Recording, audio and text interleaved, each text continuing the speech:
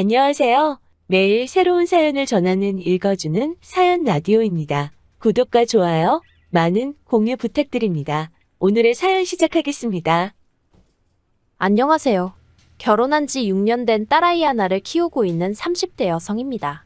제가 원래 제 이야기를 어디다 하는 편이 아닌데 얼마 전 나온 합가 얘기로 속이 말이 아닌지라 여길 다 찾아오게 되었네요.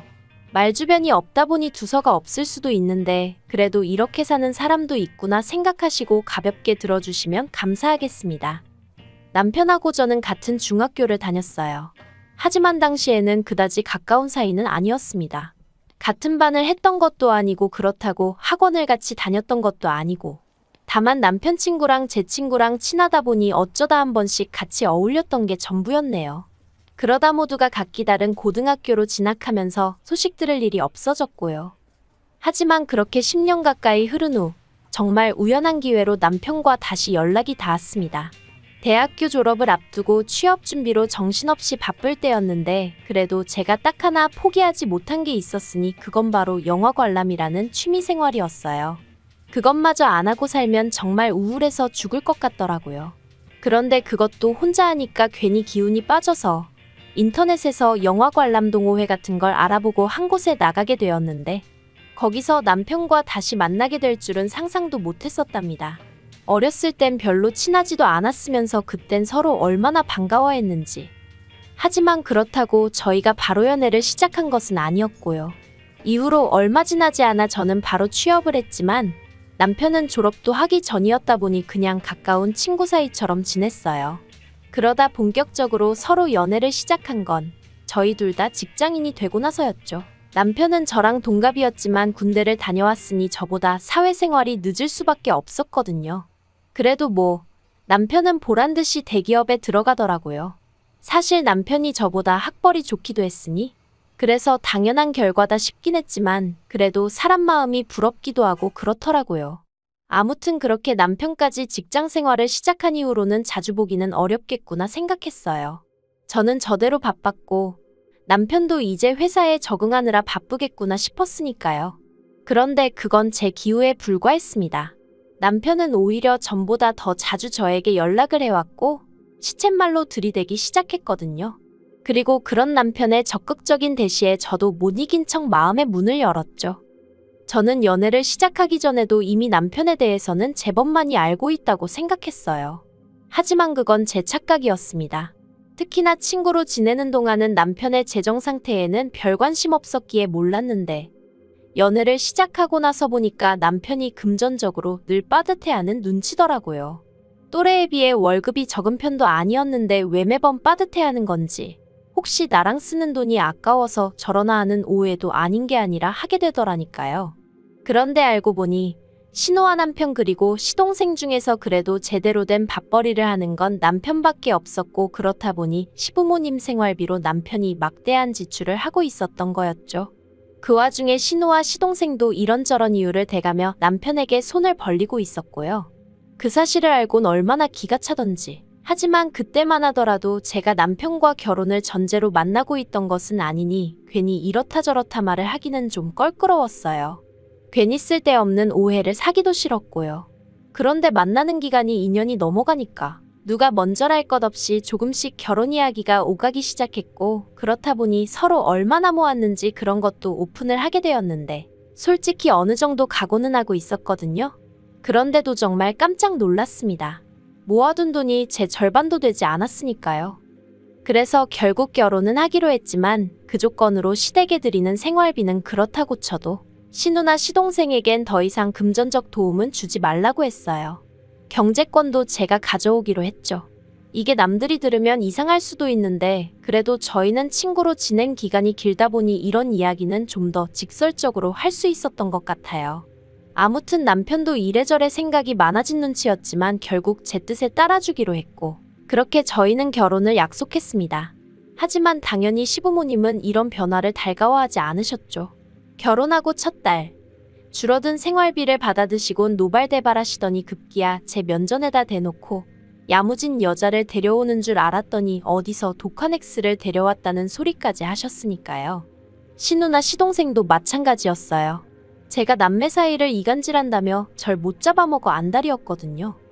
결혼할 때 시댁에서는 한 푼도 도와주지 않으셨고 친정에서는 그래도 이렇게 해주셨습니다. 사윗감인 남편이 예뻐서 해주시고 그런 건 절대 아니고 하나뿐인 딸이 시작부터 고생할까 그게 걱정이라 해주신다 하셨죠. 그리고 말이 나와서 말이지만 저희 친정 부모님이라고 해서 사윗감인 남편을 처음부터 쌍수 들고 환영하신 건 아니셨어요. 제가 친정어머니랑 워낙 가깝게 지내다 보니 이런저런 이야기를 미주알고주알 전하곤 했는데 그렇다 보니 친정어머니는 사돈될 집안 형편이 좋지 않다는 것도 진작에 알고 계셨고 그런 집으로 시집을 가면 마음고생할 건 불보듯 뻔한 일이라며 적당히 연애만 하다 헤어졌으면 좋겠단 말씀도 몇 번이나 하셨었으니까요. 하지만 뭐 사람 마음이 마음대로 돼야 말이죠. 저는 친정 부모님께 몇 번이나 남편의 배경 말고 앞으로의 가능성을 봐달라고 부탁을 드렸어요. 남편도 틈나는 대로 저희 친정에 찾아와 저희 친정 부모님한테 살가운 아들 노릇을 자처했고요. 그러자 결국 자식이기는 부모 없다는 말처럼 친정 부모님께서 제 결정을 믿고 지지해 주신 거예요. 한편 결혼하고 2년 만에 지금의 딸을 가졌습니다. 그리고 저는 출산 한 달 전까지 예전과 마찬가지로 회사에 나가 일하고 가끔 야근도 하고 지금 생각하면 시쳇말로 정말 빡세게 지냈어요. 참고로 저희 회사에도 출산휴가니 뭐니 하는 것들이 있긴 했지만 솔직히 그때만 해도 그 제도를 당당히 쓰는 사람은 적어도 저희 팀엔 한 명도 없었거든요. 그래서 저도 악으로깡으로 버틸 수밖에 없었죠. 그런데 더 큰 문제는 육아휴직이 끝나면서 터졌습니다. 원래는 제가 회사에 복귀를 하면 평일에는 친정에 아이를 맡겨놓을 생각이었어요. 주말에만 저희 부부가 아이를 보고요. 그런데 제가 막 회사에 복귀를 하려던 시점에 친정어머니께서 사고를 당하시면서 아이를 봐주실 수 없는 상황이 되었거든요. 그래서 어쩔 수 없이 어머님께 부탁을 드리러 갔어요. 사실 친정은 저희 집에서 왕복 2시간은 걸리는 거리였던 반면에 그래도 시댁은 1시간 안팎이면 오갈 수 있어서 출근 전에 맡겨놓고 퇴근 후에 데려오고도 할 수 있을 것 같았거든요. 그런데 어머님께선 저희 친정어머니 소식까지 들으셨으면서도 정말 단칼에 거절을 하시더라고요. 그리고 그 이유가 당시 어머님께서 취미생활로 노래교실에 다니셨는데 아이를 봐주게 되면 수업은 물론이고 행사 같은데 제대로 참여하기도 어려워진다는 거였죠. 어머님도 어머님 나름대로 자식새 키워놓고 이제 좀 쉬려는데 손녀를 봐달라 하니 답답하셨겠지만 며느리인 제 입장에선 또 그 거절 사유가 노래교실이라는 게 솔직히 어찌나 섭섭하던지요. 게다가 1, 2년을 봐달라는 것도 아니었고 반년 정도만 부탁드리는 거였는데 시터를 알아보지 그랬냐 하실 수도 있는데 시터도 알아봤었죠. 그런데 아이가 낯가림이 너무 심해서 그리고 아이 안전 문제도 있고 그래서 엄두가 안 났어요. 아무튼 그래서 결국 제가 회사를 관두고 아이를 키우기 시작했어요. 아이가 어느 정도 자라면 다시 복직을 하든 다른 길을 찾아보든 그건 그때 가서 생각해보기로 하고요. 친정어머니가 당신이 저를 주저앉힌 것 같다 하시며 어찌나 속상해 하시던지. 그리고 이후로 시댁 식구들과는 좋을 것도 나쁠 것도 없는 사이로 대면대면하게 살아왔습니다. 신우는 여전히 시집도 안 가고 혼자 지내고 있었고 시동생은 저희 애가 태어나던 해 7살이나 어린 동서와 결혼을 했지만 사이가 좋지 않았죠. 동서한테 듣기론 시동생이 동서를 꼬셔내느라고 되도 않는 거짓말을 어지간히 했던 모양이더라고요. 하지만 뭐 어디까지나 다른 집 사정이니 제가 굳이 알려고 하지도 않았고 솔직히 그렇게 궁금하지도 않았어요. 저는 저대로 제 가족 챙기고 애 키우느라 하루하루 정신없이 살아가고 있었으니까요. 그러다 올해 초 아버님이 돌아가셨습니다. 아버님이 평소에도 코골이가 심하셔서 어머님과 다른 방에서 주무신 지가 10년이 넘으셨다 들었는데 그렇다 보니 아버님이 돌아가셨다는 걸 아침에서야 어머님이 발견하셨다대요. 그래서 그 일로 가족들이 크게 충격을 받았고 어머님이야 뭐 말할 것도 없었죠. 그런데 그 일이 있고 2달쯤 지났을 때인가 신우가 앞으로 어떻게 할지 상의를 해야 할 거 아니냐며 저희 부부와 시동생 내외를 불러 모았습니다. 그리고 그때만 하더라도 저는 앞으로 뭘 어떻게 하자는 건가 싶었어요. 이미 저나 남편은 아버님이 돌아가신 이후로는 시댁에 틈틈이 들려 어머님 안부도 챙기고 말동무도 되어드리고 나름대로 할도리는 하고 있었거든요. 그런데 모두가 모인 자리에서 신우가 대뜸 한다는 소리가 아버님이 그렇게 간밤에 돌아가시고 나니까 어머님을 혼자 계시게 하는 게 너무 걱정이 된다면서 저희가 모셨으면 좋겠다고 하는 거예요. 이건 뭐 아닌 밤중에 홍두깨도 아니고 정신이 확 들더군요. 제가 왜 저희냐고 물었어요. 저희는 아시다시피 집도 작고 애도 있어서 어머님 모실 상황이 못 된다고요. 그랬더니 신우가 하는 말이 애가 있으니 더 좋지 않냐입니다. 어머님이 저희 애를 봐주실 수도 있고, 그리고 그 이야기를 듣는 순간 예전 생각이 딱 떠오르면서 기분이 나빠졌어요. 봐달라고 그렇게 부탁드릴 땐 나 몰라라 하셨던 어머님인데 무슨 이제 와서 저희 애를 앞세워 저희랑 사시겠다는 건가 싶은 게, 그래서 제가 엄마가 집에 있는데 왜 할머니의 손길이 필요하겠냐고 그런 이유라면 괜찮다고 저도 딱 잘랐죠. 그리고는 신우더러 그러지 말고 형님이 모시는 게 어떻냐 했습니다. 형님은 딸이고 지금 혼자 살고 계시니 어머님 입장에서도 저희랑 사시는 것보단 형님과 사시는 게 훨씬 편하시지 않겠냐고요. 그랬더니 신우가 짜증을 내면서 한다는 말이 자기가 이 나이에 어머님까지 모시고 살면 어떤 남자가 자기를 좋다고 하겠냐대요. 어이가 없었죠. 지금까지 몇 년을 혼자 살아도 좋다는 남자가 없었는데 별 쓸데없는 걱정을 다 한다 싶어서요. 하지만 차마 그런 말을 대놓고 하기는 그래서 그냥 형님도 형님 나름의 사정이 있듯이 저희도 저희 사정이 있다. 자주 들여다보고 살 수는 있어도 모시고 살 수는 없다고만 단호하게 얘기했어요. 그랬더니 이젠 시동생까지 가세를 해서는 우리 세 남매 중 그래도 제일 먹고 살 만한 게 형이랑 형수 아니냐면서, 그러니까 어머님을 저희가 모시는 게 당연하다나요. 웃겼죠. 먹고 살 만한 거랑 합가랑 도대체 무슨 상관인가 싶은 게. 그리고 어머님을 모시게 되면 말 그대로 남편이야 출근해버리면 그만이지만 저는 정말 전하어머님 중 누구 한 명이 집에서 나가지 않는 한 하루 왼종일 붙어 있어야 하는데 한번 상상을 해봤어요. 그런데 정말이지 단둘이 같이 있을 상상만 해도 머리가 지끈지끈 아파오는 게, 그래서 제가 시동생 뒤로 숨어있는 동서한테 동서라면 어머님이랑 단둘이 매일같이 붙어있을 수 있냐고 대놓고 물었더니 죄송해요 한마디만 하더라고요. 그리고 결국 그날 이렇다 할 결론을 내리지 못하고 헤어졌는데 집으로 돌아오는 내내 남편은 아무 말도 없었습니다. 아무래도 어머님의 거취 문제가 제대로 결론이 안 나서 그런가 보다 싶어서 저도 굳이 애써 말을 걸고 그러진 않았죠. 그러다 주차장에 도착해서야 남편이 얘기 좀 하자며 말문을 열길래 그래 한번 얘기해봐 했더니 자기는 솔직히 어머님을 모시고 오고 싶답니다. 뵈러 갈 때마다 풀 죽어 계신 어머님을 보는 게 그렇게 가슴이 아프더라면서 이제껏 자기가 매번 제 의견을 따라주었으니 이번만큼은 자기 뜻대로 해주면 안 되겠냐고요. 그래서 제가 미안하지만 그렇게는 못한다고 난색을 표했어요. 100번 1000번 양보해서 아침 저녁으로 어머님 찾아뵙고 끼니는 챙겨드릴 수 있어도 한 공간에서 다정하게는 못 살 것 같다고요. 그리고는 남편더러 당장 당신 기분 좋으라고 혹은 어머님 기운 차리시라고 선뜻 합가하겠다고 했다간 시간이 지난 후에 내가 후회할 것 같아서 그러니 나 좀 이해해달라 했죠.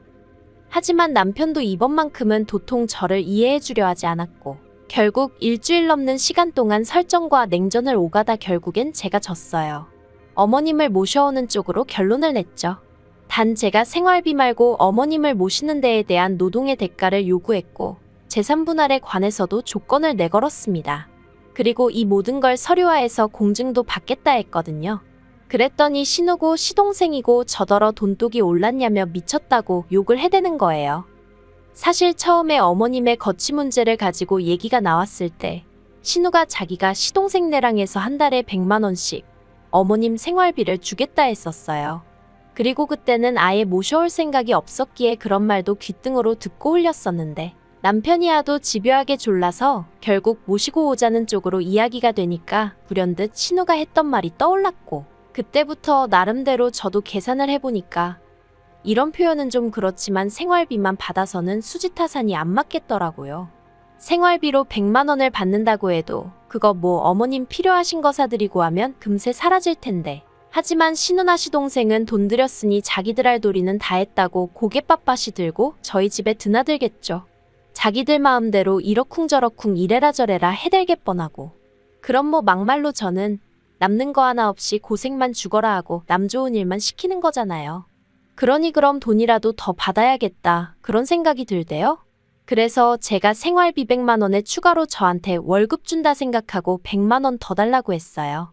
그리고 어머님이 저희 집으로 오시게 되면 어머님 사시던 집 전세 계약도 더는 연장 안 해도 되니까 그 보증금의 절반을 저랑 남편에게 달라고 했죠. 그리고 무엇보다 이 모든 과정을 서류로 만들어 공증을 받고 싶다 했어요.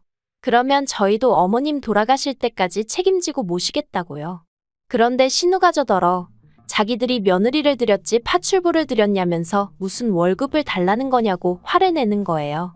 어이가 없었지만 계속 얘기해봤자 딱히 답이 나올 것 같지도 않고. 그래서 제 조건을 수용하던가 그게 아니면 뭐 전부 다 없던 이야기로 하자고 했습니다. 막말로 저는 아쉬울 거 하나 없었으니까요. 그랬더니 며칠 뒤 신우한테 또 연락이 와서는 그 며칠 동안 자기도 나름대로 만반의 준비를 했다고 생각한 건지 제가 전화를 받기가 무섭게 무슨 따발총 마냥 쏘아대기 시작하더라고요. 그런데 기껏 생각해냈다는 말이 저더러 남편이 벌어다주는 돈으로 먹고 살면서 시어머니 모시는 건 못한다는 게 말이 되냐입니다. 시어머니가 안 계셨으면 제 남편이 어떻게 이 세상에 존재했겠냐면서 저더러 며느리 도리는 해야 할 거 아니냐면서요. 이렇게 말하긴 좀 그렇지만 시집도 못 간 주제에 며느리 도리를 운운하는 신우가 좀 웃기긴 하대요. 아무튼 결과적으로 어머님은 모셔오지 않기로 했어요. 하루가 멀다 하고 신우랑 시동생은 물론이고 어머님까지 남편한테 제 욕을 하셨는데 그게 역효과가 났거든요.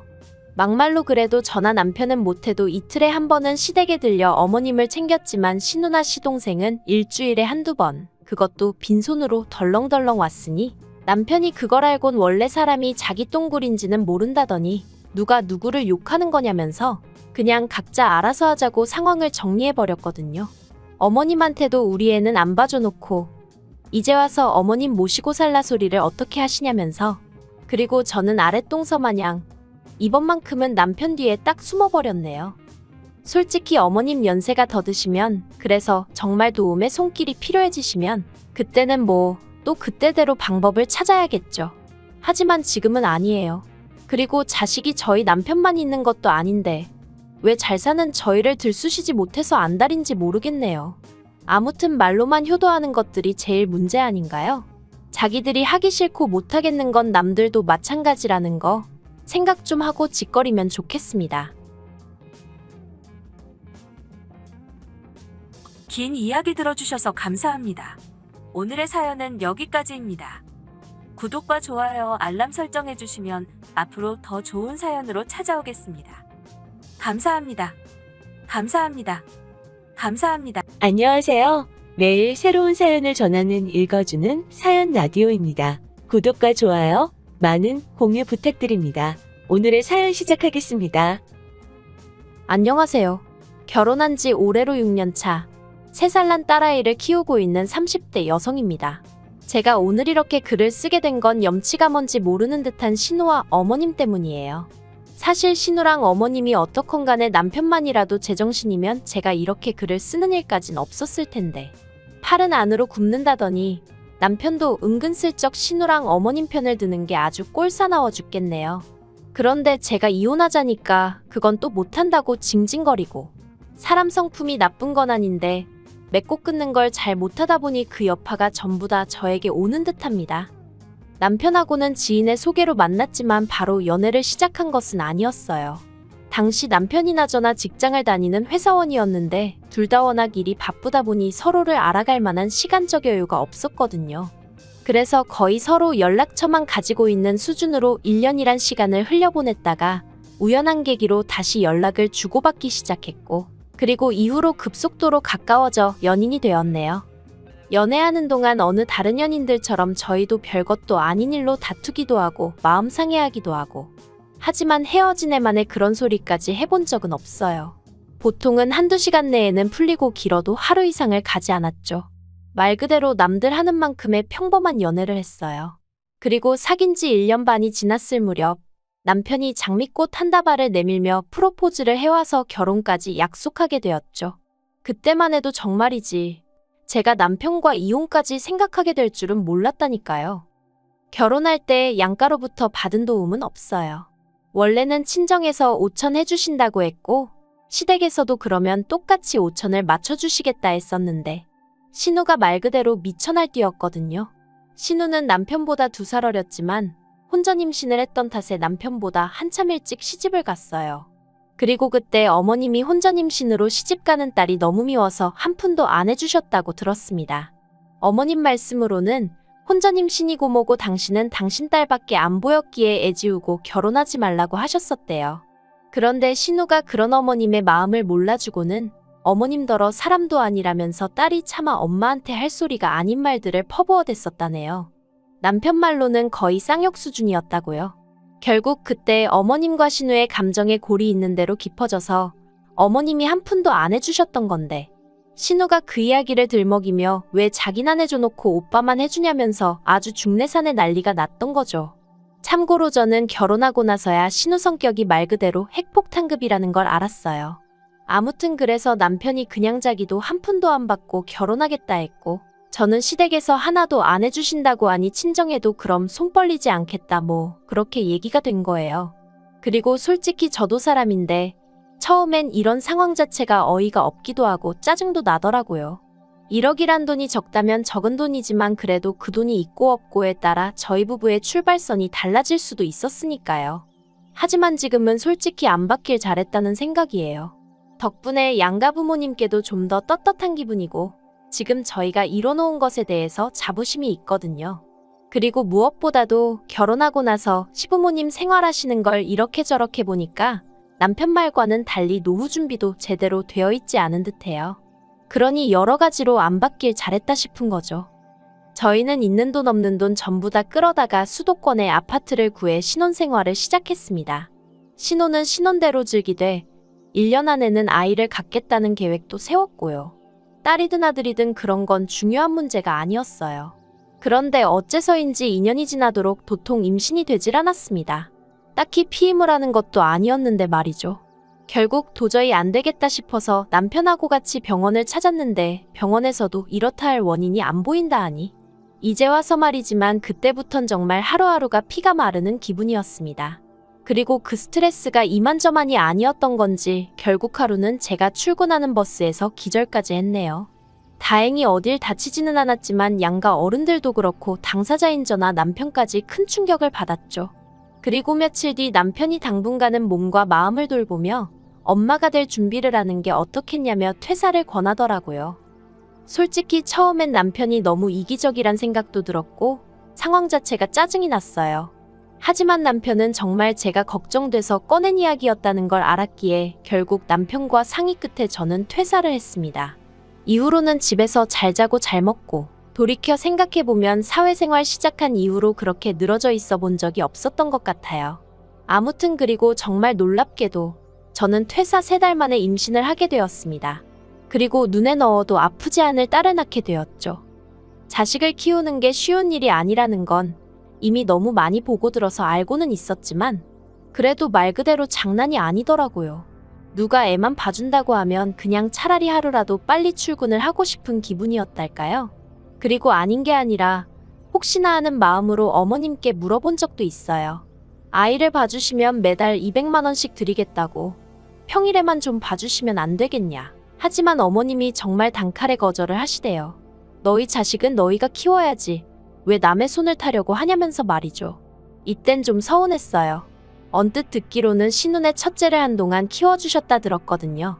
하지만 남편 말로는 그때 신혼의 애를 돌보시면서 여러 가지로 고생을 하셔서 저렇게 진저리를 치시는 거니 저더러 이해를 좀 했으면 좋겠다고 하더라고요.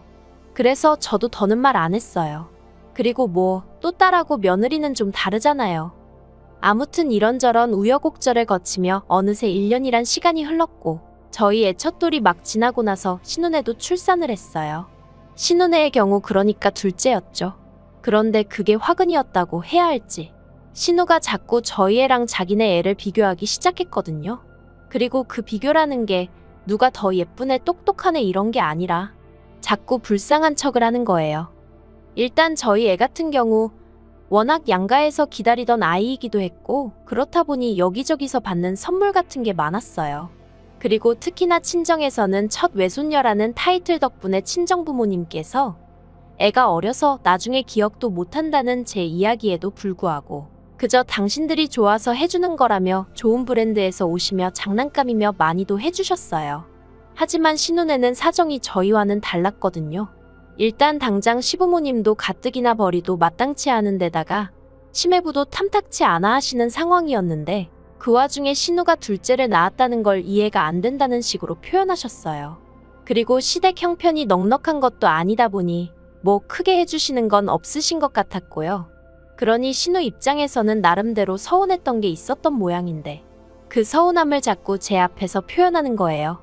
가령 저희 애가 모 브랜드를 입고 있으면 애한테 벌써 이런 것도 입혀주냐, 우리 애는 시장에서 사 입힌다, 뭐 이런 식으로요. 그리고 저는 저대로 그런 말을 들으면 마음이 편치 않아서 처음엔 저희 애 물건 중에 안 쓰는 걸로 한두 개 챙겨주고 그랬는데 그런 제 태도가 문제였을까요? 언젠가부턴 아주 대놓고 이거 달라 저거 달라 하는데 어이가 없었죠. 그래서 부담을 느낀 제가 조금씩 거리를 두기 시작했는데 이걸 가지고도 저희 남편한테 어지간히 징징거린 모양이 돼요. 하지만 결정적으로 제가 신우에게 질려버린 건 먼저 언급한 일들 때문만은 아니었어요. 어디서부터 어떻게 이야기해야 하나 싶은데 지난 설 어쩐 일로 시매부는 그쪽 본가에 간다 하고 신우는 애들만 데리고 친정, 그러니까 저한테는 시댁이죠. 아무튼 왔더라고요. 그리고 그때 둘 사이에 무슨 일이라도 있나? 잠깐 생각은 했었는데 아니나 다를까 얼마 지나지 않아 신우랑 시매부 사이가 좋지 않다는 이야기가 조금씩 들려오대요. 하지만 아무리 신우네 이야기라고 해도 엄연히 남의 집 가정사였던 만큼 남편에게 따로 뭘 묻고 그러진 않았어요. 제가 워낙 남의 이야기에, 그것도 안 좋은 이야기면 더더욱 관심을 갖는 성격이 아니거든요. 그런데 알고 보니 시매부한테 여자가 있었다대요. 같은 회사에 다니는 젊은 아가씨라나 뭐라나. 그 아가씨도 제정신이 아닌 거죠. 저희 시매부라지만 참으로 별 볼 일 없는 유부남인데. 아무튼 그래서 시매부가 이혼하자고 그랬나 봐요. 애들은 자기가 키울 테니 재산만 받고 이혼해달라고요. 그런데 신우가 자기 재산 필요 없다고 애들만 달라고 했대요. 양육비도 안 받겠다면서요. 솔직히 그 이야기 듣고 어이가 없었어요. 재산이 애들보다 더 좋다 뭐 그런 건 아니지만 도대체 무슨 생각으로 돈도 필요 없다, 애들만 달라 그런 건가 싶어서요. 요새 애들 키우는데 돈이 한두 푼 드는 것도 아닌데. 아무튼 그렇다고 마음 떠났다는 남자 붙들고 살라고 할 수는 없잖아요. 신우랑 제 사이가 그런 조언을 주고받을 관계도 아니고. 그래서 저는 아무 말도 안 했고 아무튼 그렇게 두 사람이 이혼을 했어요. 그런데 그 두 사람의 이혼이 제 결혼 생활에도 영향을 미칠 거라곤 그땐 미처 생각지 못했습니다. 신우는 결혼 이후로 계속해서 전업주부로 살았고 그랬기에 딱히 경력이라던가 내세울 게 없었어요. 그러니 이혼 이야기가 오가기 시작한 무렵부터는 정말 이혼하게 되면 뭘 해먹고 살아야 하냐며 이래저래 고민이 많은 눈치였죠. 그래서 한 번은 보다 못한 제가 지나가는 말로 기술이라도 배워두면 좋지 않겠냐니까 어느 세월에 뭘 배워서 돈을 버냐며 오히려 짜증을 내대요. 좀 황당했죠. 기술도 없고 경력도 없는 자기를 그럼 누가 써줄 거라고 생각하는 건가 싶어서. 하지만 평양감사도 본인이 싫으면 그만이라고 그냥 무조건 싫다는 사람한테 제가 무슨 말을 더 하나 싶더라고요. 그래서 저도 더는 아무 말도 안 했어요. 그리고 다행히 얼마 후 신우 사는 동네에 엄청 큰 마트가 오픈을 해서 거기서 계산원으로 일을 하기로 했다대요. 그렇게 이제 그런대로 정리가 되었나 했는데 신우가 계산원으로 일한 지 한 달이나 됐나 싶은 무렵 때려쳤다는 소식이 들려왔어요. 자기가 아무리 계산해봐도 시간당 10,000원 받아가면서 애들 키울 돈을 못 벌 것 같아서 관뒀다고요. 어이가 없고 기도 안 차대요.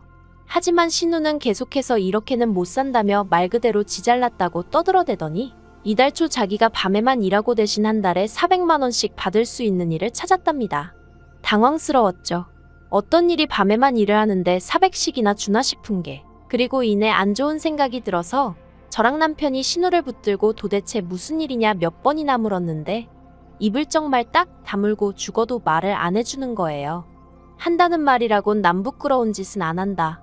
합법적인 일이다. 아니 다 큰 성인이 말을 안 해주는데 저희가 뭘 어떻게 할 수 있었겠어요. 결국 뭔지도 모르면서 말려도 보고 화도 내보고 그러다가 결국 두 손 두 발 다 들었죠. 그리고는 이달 초 시부모님한테 연락이 왔습니다. 기니할 이야기가 있어서 그렇다며 남편하고 오라고 하시더라고요. 혹시 돈 이야기인가 싶었지만 결혼 전부터 남편하고 분명히 해둔 것들 중 하나가 가족과는 돈 거래를 하지 않는다였기 때문에 이 부분만큼은 별 걱정이 없었거든요. 그래서 아무튼 어머님의 한껏 진지하신 목소리와 별개로 저는 비교적 가벼운 마음으로 시댁을 찾았는데 거기서 생각지도 못한 이야기를 듣게 되었죠. 어머님이 이리저리 돌려가며 이야기를 꺼내셨지만 말씀의 포인트는 저희더러 아니 저더러 시조카 둘을 맡아주라는 것이었습니다. 정말 너무 놀라고 당황스러워서 심장이 벌렁벌렁거린다는 게 이런 거구나 싶었어요. 제가 갑자기 그게 무슨 말씀이시냐 되물으니 어머님이 하시는 말씀이 신우가 하는 일이 뭔지는 당신도 모르신답니다. 하지만 그 일을 하려면 낮에는 신우가 좀 쉬어야 하는데 애들이 둘이나 되니 도통 신우가 쉴 수가 없어서 힘들어한다는 거예요. 그러니 애들을 누가 좀 맡아줘야겠는데 생각해보니까 제가 지금 육아하느라 어디 회사를 다니는 것도 아니지 않냐면서 하나 돌보는 거나 셋 돌보는 거나 별 차이 없을 거라고 저더러 시조카 좀 맡아주라나요? 그래서 제가 그게 말이 되냐고 못한다고 했어요. 가뜩이나 하나 돌보는 것도 정말 진땀이 뻘뻘 나는데 어떻게 시조카들까지 보느냐고 어머님한테 이런 이야기를 하시는 것 자체가 서운하다고도 했죠. 하지만 어머님께선 계속 미안하다 하시면서도 그래도 가족끼리 도와줘야지 어떻게 모른 척을 하냐는데. 그리고 그 순간 저도 모르게 어머님께 그럼 어머님이 좀 봐주시면 되지 않냐 했습니다. 시조카들 입장에서도 외숙모보다는 할머니가 편하지 않겠냐고요. 그랬더니 어머님 말씀이 당신은 체력이 딸려서 못한다며 저더러 집에서 애 키운다는 핑계로 일도 안 하지 않냐. 시조카들 봐주면 그래도 신우가 달에 100만 원은 주겠다고 하더라. 어머님은 200만 원을 드린다고 해도 애는 못 봐준다 하셔놓고 저더러는 100만 원 받고 시조카 둘을 보라는 건가 싶은 게 생각할수록 어처구니가 없더라니까요. 사실 저는 그래도 어머님은 신우에 비해 사리분별이 되시고 경우가 있으신 분인 줄 알았어요. 그런데 막상 당신 딸이 힘들다 어쩌다 하니까 결국 며느리 인절을 붙들고 늘어지시는 게 어머님이 나쁘다고 생각은 안 해요. 제일 나쁜 건 신우죠. 자기 하나 때문에 시부모님 저 그리고 중간에서 이도저도 못하다가 욕먹는 저희 남편까지 몇 명이 지금 불편해진 건지 그런데도 저희 신우는 자기가 세상에서 제일 불쌍하다고 생각하는 모양입니다. 하루가 멀다 하고 저한테 문자로 유치원 선생들은 한 반에 10명씩도 놓고 보던데 언니는 겨우 셋만 보는 건데 그게 안 된다는 거냐? 언니 어차피 수입도 없어서 우리 오빠한테 빌부터 살지 않냐? 우리 애들 봐주면 내가 100만 원씩 준다는데 돈 벌기 싫은 거냐? 별의별 헛소리를 짓거려대고 있고요. 그래서 저도 신우한테 자기가 싸놓은 똥은 자기가 치우는 거라고 막말을 해버렸어요. 시조카들이 똥이라는 건 아니지만 그러니까 자기가 뭐 가진 게 있다고 돈도 안 받고 애들만 데려왔냐고요. 그랬더니 이제 신우가 어머님한테 제가 얘기한 것만 쏙 전달을 한 건지 어머님이 저더러 새치어로 사람을 죽이고 살리는 법이라며 말 그따위로 하지 말라네요. 신우가 틀린 말 한 것도 없다면서. 그리고는 신우는 그래도 혼자 어떻게든 살아보려고 하지만 저는 남편 피 빨아먹고 사는 거나 마찬가지라는데 어이가 없어서 어머님이야말로 지금 새치어로 저 죽이시는 거라니까 저더러 시애미한테 따박따박 말대꾸한다고 몰아시고 이렇게 오간 대화를 다 적을 순 없지만 그냥 한마디로 수준도 낮고 내용도 없어요. 그래서 남편한테 신우 문제로 더 이상 나한테 연락 안 오게 하라고 했더니 그래도 어떻게 그러냐입니다. 그냥 좀 안쓰럽게 생각해주면 안 되냐면서. 그래서 제가 남편더러 그럼 내가 우리 딸 데리고 나가줄 테니 네가 신우한테 100만 원씩 받으면서 시조카들 봐주던지 하라 했습니다. 그리고 핏줄들끼리 한데 똘똘 뭉쳐 살라고요. 그러니까 남편이 그런 뜻은 아니었다면서 자긴 저나 저희 딸 없으면 못 산다나요? 엄청난 사이다도 아니고 솔직히 당분간 해결될 문제가 아니라는 건 알아요. 하지만 적어도 저랑 어머님 사이에서 그리고 저랑 신우 사이에서 차마 얼굴 보고 살 사람들끼리 할 말이 아닌 게 워낙 많이 오고 가서 당분간 제가 시조카들 봐줄 일은 없겠다 싶어요. 그리고 저는 저희의 어린이집 입소하는 대로 복직할 생각입니다. 그러면 자기들도 더는 저한테 어떻게 삐대보려는 생각은 못하겠죠. 신우가 꼴 보기 싫고 확실히 정리 못하는 남편도 짜증나지만 그렇다고 이혼해버리면 졸지에 저희 애는 한부모 가정이 되는 건데 그럴 순 없겠다 싶어서 제 나름대로 현실적인 해결 방안을 찾았다고 생각해요. 이렇게 별꼴을 겪어보니까 상상했던 것처럼 속 시원한 결말을 내기가 쉽진 않네요. 그래도 제 딴에는 최대한 방어하고 같이 싸우고 노력해서 그런가 후회는 없어요. 아무쪼록 신우도 좀 정신 차리고 현실 감각을 키웠으면 좋겠습니다. 긴 이야기 들어주셔서 감사합니다. 오늘의 사연은 여기까지입니다. 구독과 좋아요, 알람 설정해주시면 앞으로 더 좋은 사연으로 찾아오겠습니다. 감사합니다. 감사합니다. 감사합니다.